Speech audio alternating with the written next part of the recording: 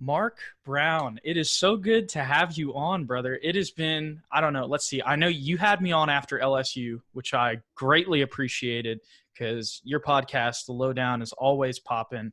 But I've never, I know I said I had to get you on at some point. I know you said that. And I was just thinking, with the way that your Thunder have been playing, this is the perfect opportunity to get MBZ on the show. Hey, I really appreciate that, Jude. And then I will never forget when I did have you on the Lowdown back in January. Yeah, you know what's weird about that? It's the same year, but a different time because this all the uncertainty happened. But there's no need for us to get into that. But yeah, it's too negative. But yeah, but you said what's popping in busy, what's popping like Jack Harlow. I wanted to throw that reference out there. But yeah, the Thunder had been doing very well, but like I don't want to get my hopes up too much because they started off good, like they blew out the Jazz, right? And then they play against the Denver Nuggets recently, and Michael Porter Jr. had an amazing, terrific game, and he's been going off ever since. He had a terrific game against the Spurs, unfortunately, just tonight.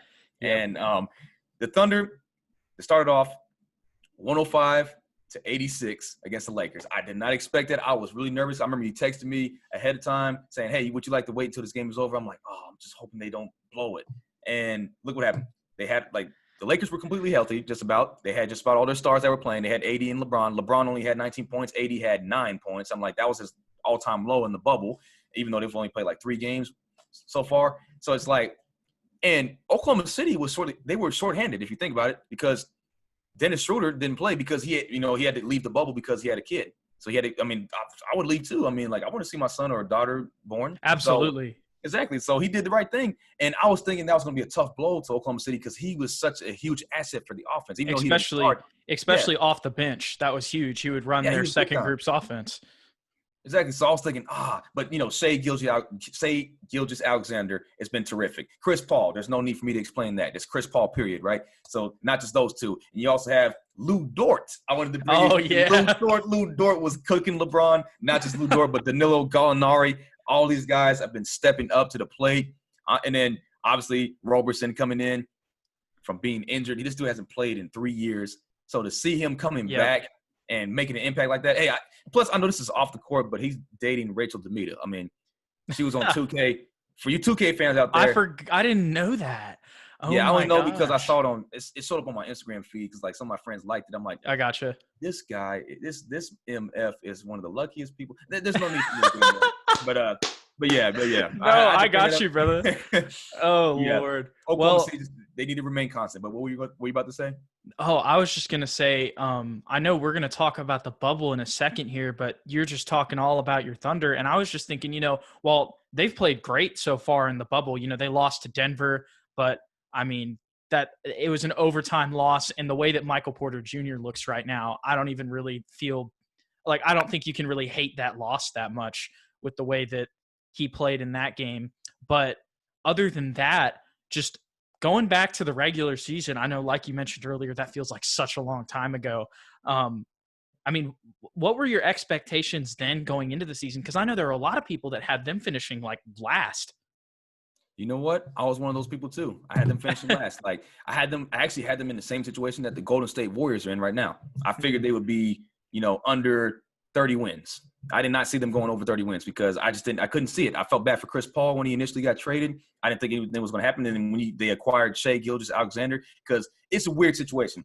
So Shai and Chris Paul are actually really close right now. They work together a lot off the court because they both were brought into Oklahoma City not knowing that they were going to be, because Shai Gilgeous-Alexander was planning to stay with the Clippers, even with Kawhi and be in their future. Yeah, that's what he thought that because he's only 22 years old. Mm-hmm. So obviously he played for Kentucky, and him getting traded to Oklahoma City. Now this is Sam Presti. So Sam Presti is like, okay, I'm gonna create a pool of a bunch of young players, and we're gonna win championships in the near future because we couldn't do that with Harden, we couldn't do it with Russell, we couldn't do it with Kevin Durant, we couldn't do it with those three, but we can possibly do it for the next gen. That's the logic that he's having. So think about it. For the next 6 years at least, they're going to get first-round picks, draft picks every year. So, and I don't know how long Chris Paul is going to remain in Oklahoma City. It's not going to be long, but Chris Paul is one of the best point guards to ever do it. And he is just textbook basketball because, the way he's been playing lately, and then this guy is like the mid-range god. That's what they call him, mid-range guy. He's the king of mid-range is when you think about it, because he was shooting – he can make a mid-range jumper on anybody between his height to 7-footers. He was doing it to Anthony Davis. He was doing it to LeBron. He was guarding LeBron during the game. So Chris Paul knows what he's doing. He got drafted in 2005, so he got drafted 2 years after LeBron. So these guys have been in the league just about almost as long. I mean, Melo, all those guys have been in the same type of league. Not the same class, but like the same like it's the same era kind of. Yeah. So when you look at that, it's like it's honestly incredible. It's incredible how Oklahoma City, like, I just can't believe it. I'm glad you asked me that because I still didn't see it. Even in January, I still didn't see it. I'm like, okay, these guys are going to fall apart. They're going to fall apart like Post Malone by February or March. So I really thought they were going to fall apart. Like there's no cap to that. I really thought they would lose it like Eminem. But either way, I'll give you this stat though. So after the win against the Lakers today or tonight, Oklahoma City is now 24-10 since January 1st, 2020. Wow. Can you believe that? And there's only 3 other teams, or 4, at least 4, but the 3 that I can name from the top of my head that are in that same category is the LA Lakers, the LA Clippers, and the Milwaukee Bucks. And the Toronto Raptors. There it is.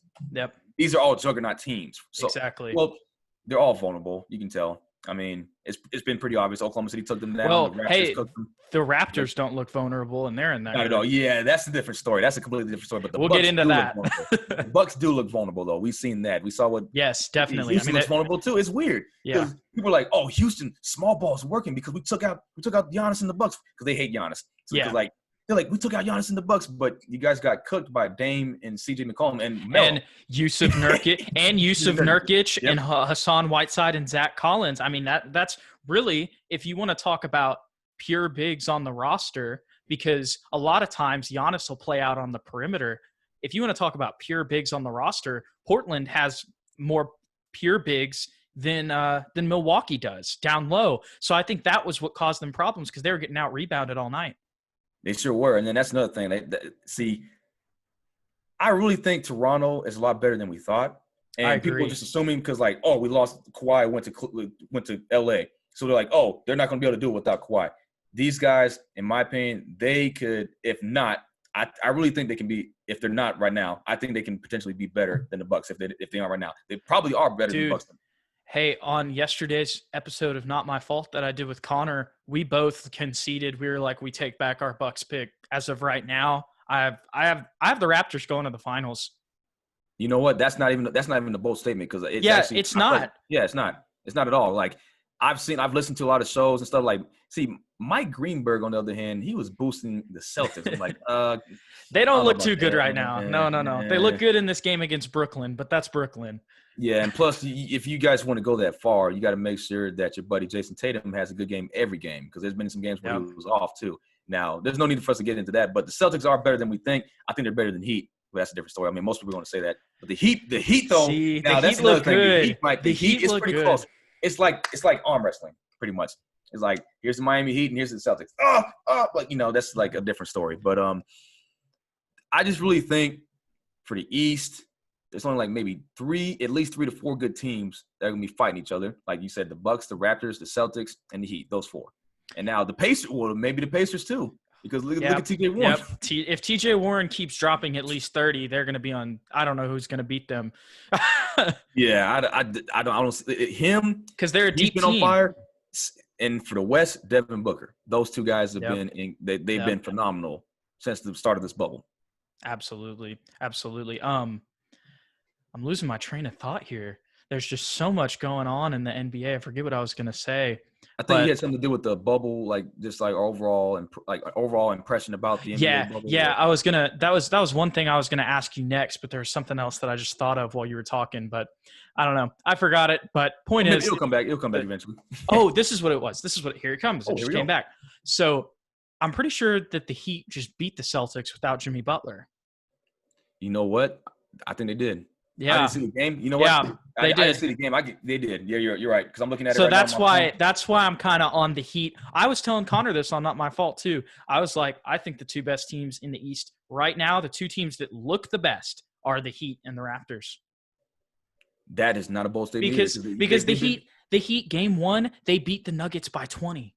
Yeah, blew them out. See, but Nuggets fans are going to argue because a lot of their guys are short-handed right now. But at the same time, Michael Porter Jr. didn't even have a good game against the Heat. Yep.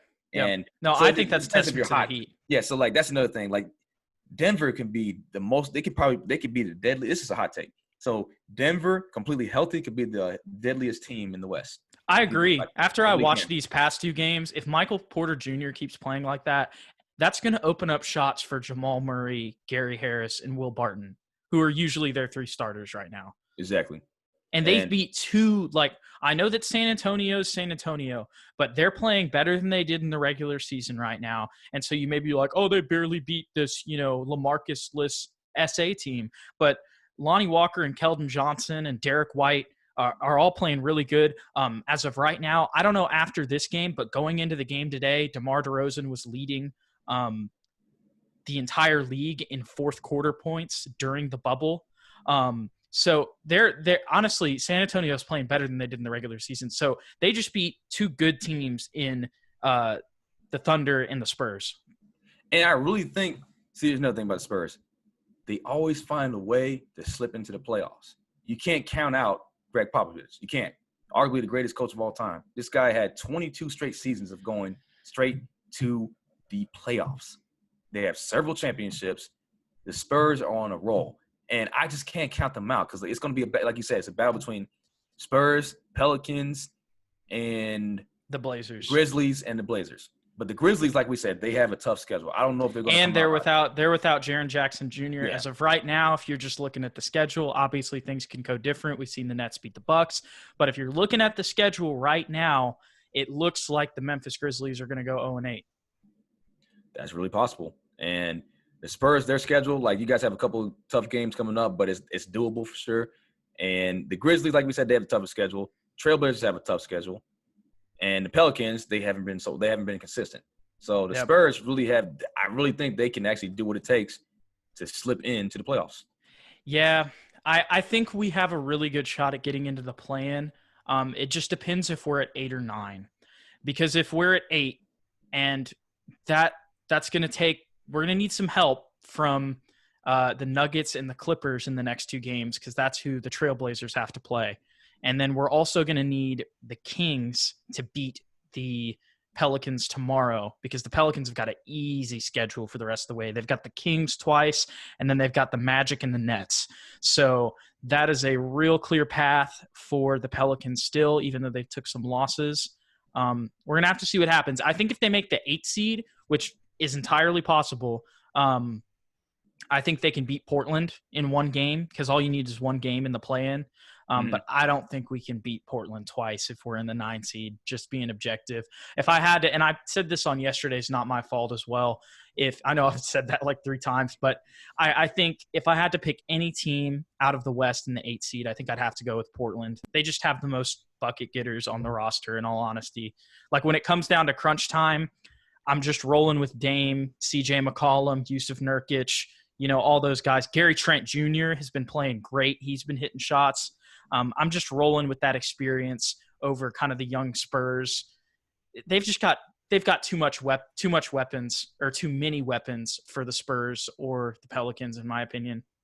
Yeah, that is true. But at the same time, can they play fundamental basketball? Because like most of the time, the Spurs, they play fundamental basketball to like the highest level.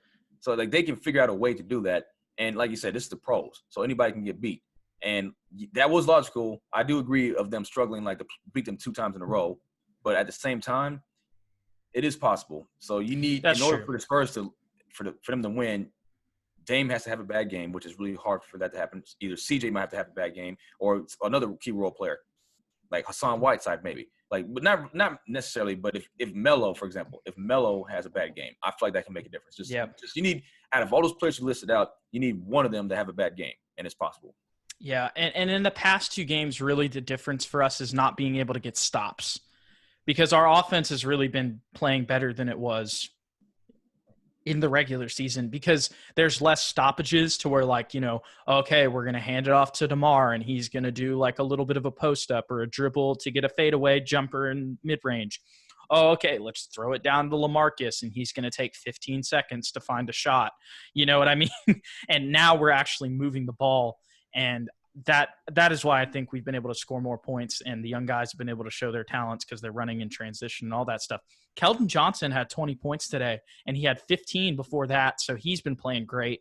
And that's the thing. Like, I said this on Twitter today. Even if we don't make it, the things that I'm seeing from our young guys honestly makes me very optimistic. And the good news is because of COVID, while we would all wish that that never happened in general, if we are looking as a positive as a Spurs fan, we're not going to have to wait that long to see our young guys again, because the offseason is going to be a lot shorter, because they're trying to start back up in November.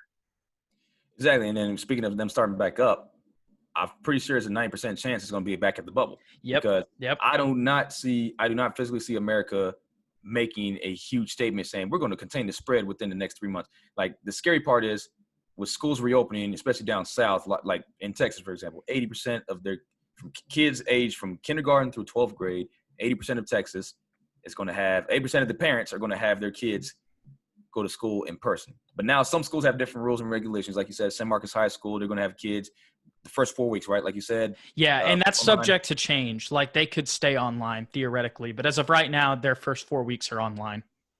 See, that's smart. Some schools are like, we're just going to let them come in. So that's how COVID exponentially spreads. But like, yep. Yeah, exactly. But anyways, yeah, going back to the bubble though, man. So I know we got into a lot of conversation just off rip there, but your impressions when you have time to watch games, I mean, just what have you thought of it in general? Because I've personally loved it. I haven't stopped watching basketball since last Thursday. I don't blame you. I think the entire format is amazing. I'm going to say it again. It is amazing because at first I wasn't too confident because I was afraid that even though they're in the bubble, I was afraid that players were going to eventually get sick and, cause an outbreak like the MLB right now, unfortunately. But they're not in the bubble. So this entire, huge congrats to Adam Silver, man. He's done a great job, just implementing this. And the fact that it's actually working because they brought it to life. They brought it up months ago, and it's finally in action, even though they're in the coronavirus hotspot state in Florida, but they're in the bubble, meaning that nobody can go in. Like, only a select few media members can be there physically. And they have virtual fans. And speaking of that, they had Lil Wayne watch his team lose today. They had the Celtics game on, and there was somebody who had their dog on the screen, and that was pretty funny. But yeah, I just think the entire format, the 22-team format, has just been it's been really, really, really impressive. And I really expect it to continue into the following season. So I think this format is it's great. They did a good job just keeping it together. Players, they're testing players on a regular basis. Yeah. No positive tests. This is perfect. They just got to keep it that way. And, but see, we're human, so we're prone to error, right? Exactly. We saw what Lou Williams did. So we saw what he did. So it's possible that a few other players after this, once this is over, once the finals are over, it's possible that somebody's going to, hey, we're going to go party. Let's go to the strip club in Atlanta, man. Let's go to ATL. Let's go to ATL, whatever city it is, right? They're going to go party. Let's go to Miami Beach. Somebody's going to do something stupid.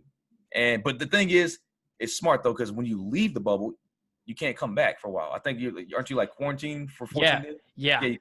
So it's actually, and if they did that in the off season, then there's plenty of time. They just need to be ready they'd be delayed on training camp, but that would be a fault of their own. But they wouldn't be late on getting to the bubble. So yeah, you'll probably end up watching Lou Williams and James Harden, all of them go to a strip club and then hit up Zaxby's after that. Who knows? Yep. But yeah, man. So I think not to keep it too short, but I know both of us are pretty hungry. Just to wrap this up, this may be another 10, 15 minutes. I don't know how we'll probably go on this, but just to end things off on our last segment here, what are your finals predictions? What are your predictions for this year? That's pretty tough. So for the East, it's pretty tough, but actually both of them are, but for as of now, from the way I've seen things, we'll have to go with the Raptors for the East. Yeah. Who do you think will be in the Eastern Conference Finals with them? I say it's going to be the Raptors and the Heat. Yep. That might be my take. Yep. I think that's where I'm at right now too. I'm with you. That's my pick as well. Jimmy Butler, they're on a mission. Bam Adebayo's been playing very well. They're on a mission right now. But for the West, now that's the tricky one because there's a lot of good teams fighting for a spot. I know I'm a Thunder fan, but I just do not see them going to the Western Conference Finals. I think it's going to be a battle between – I can't see both LA teams in it. I think somebody's really. I think somebody might be. I think there might be an upset. Wow. And now, but for now, I'm gonna have two different predictions if you don't mind. So that's totally cool. The main prediction: Clippers and Lakers. That's what I'm gonna go with. Okay. If not, take one of them out. One of them go against the Rockets. I got you. So that would be Oh, you know what? I changed my mind. Nuggets. If they're fully healthy, yep. Nuggets. Yeah, there you That's go. that's That's the that's best what one. I was seeing today too. And I know they got blown out by the Heat, but like you said, the Heat are playing on a mission. The only loss they have is a down to the wire loss against the Raptors, who have a point guard that outscored and out rebounded LeBron James in a game during this bubble. So, they're legit stacked. And then yeah, I think I have the exact same prediction actually. Like I think it's going to be both LA's, but if I had to choose another team to get in, when I'm watching Denver play, I'm like, oh, when they get Jamal Murray back, they could beat some teams.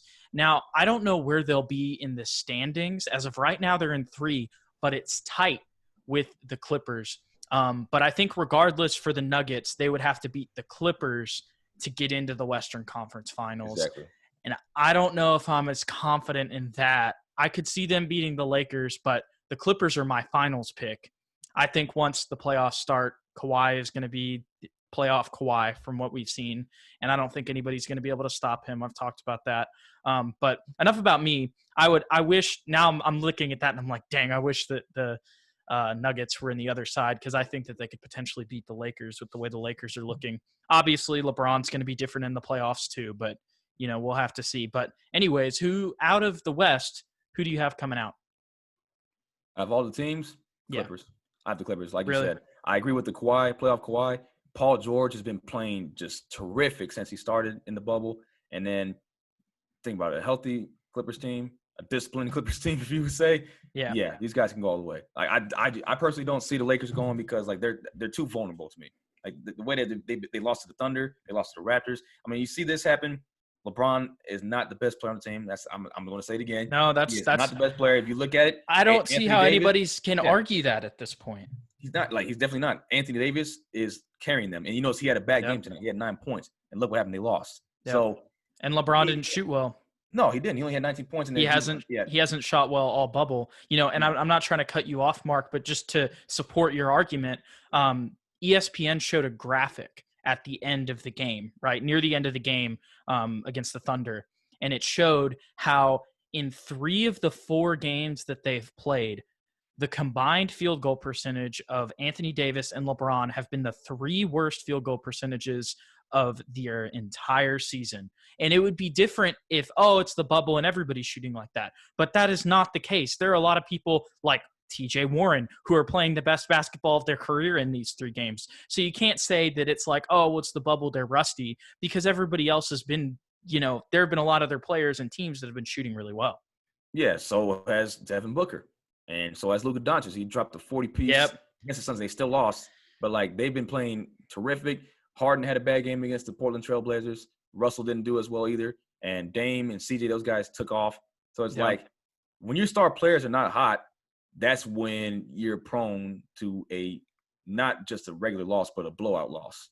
Yep. And it's interesting because I was thinking about your Thunder earlier today, and I was like, they're kind of the Raptors light, like to an extent.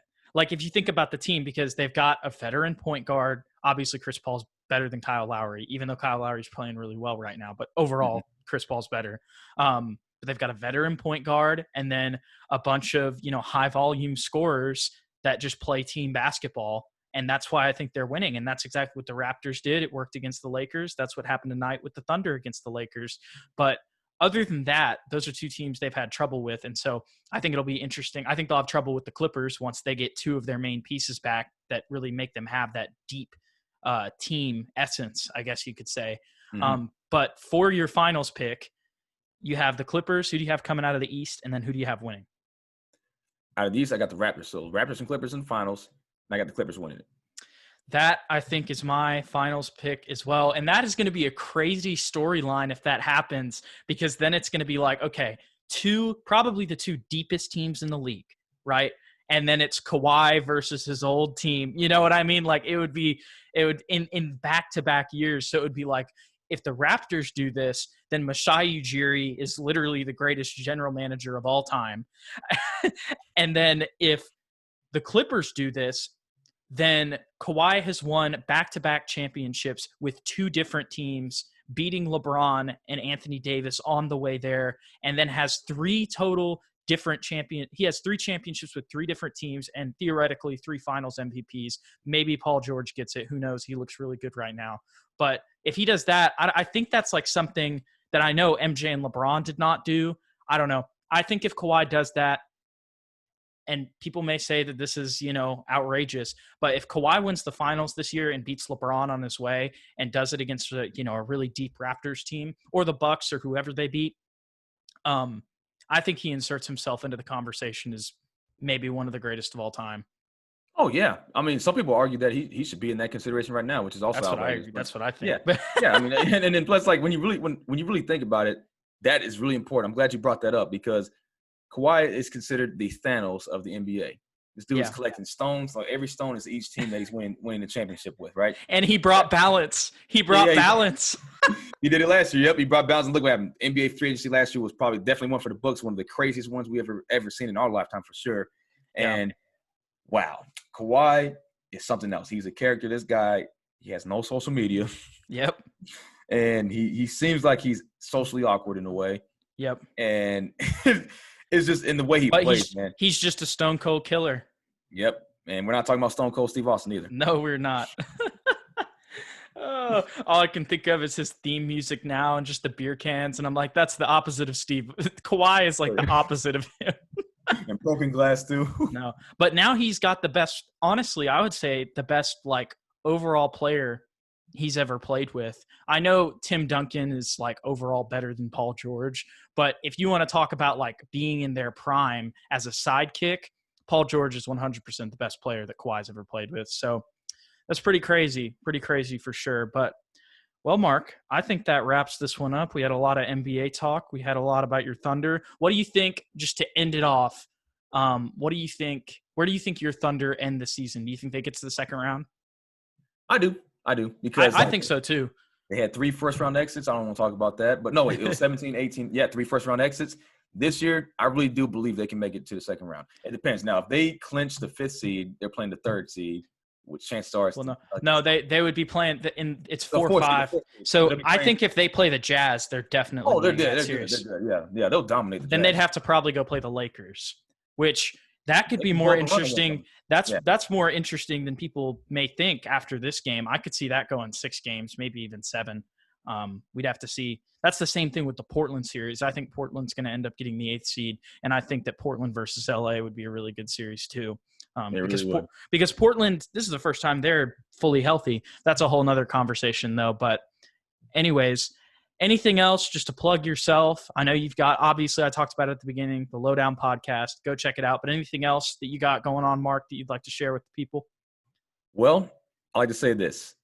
Don't give up hope, because I know we're in some unprecedented times, and I know things can be a little tough for everybody, especially in sports media, because for those people out there that are aspiring sports journalists, don't give up, because there's always going to be a light at the end of the tunnel. I know it's really difficult to look for a job right now. Shoot, I mean, I'm a news reporter right now. I'm not even in sports right now, so I'm waiting for that moment, similar to DJ Drama, waiting on one moment. So like, I'm on the same page pretty much. I'm happy that I have job security, though. I did get my foot in the door with broadcast journalism.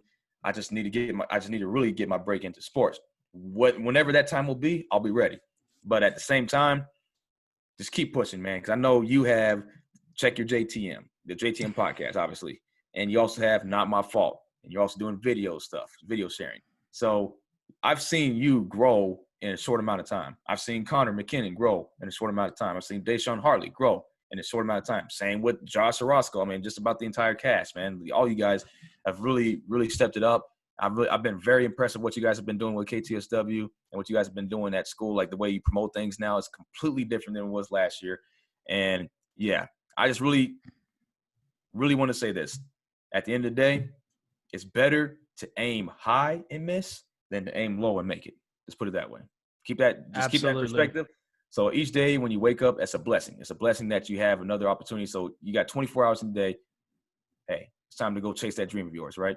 And you can't cut any corners either, because there's this book I'm reading right now called Can't Hurt Me. I read it before, but I'm reading it again. It's by David Goggins, who is arguably the toughest man in the world. David Goggins? Oh, yeah. Dude, he's a legend. He's a legend.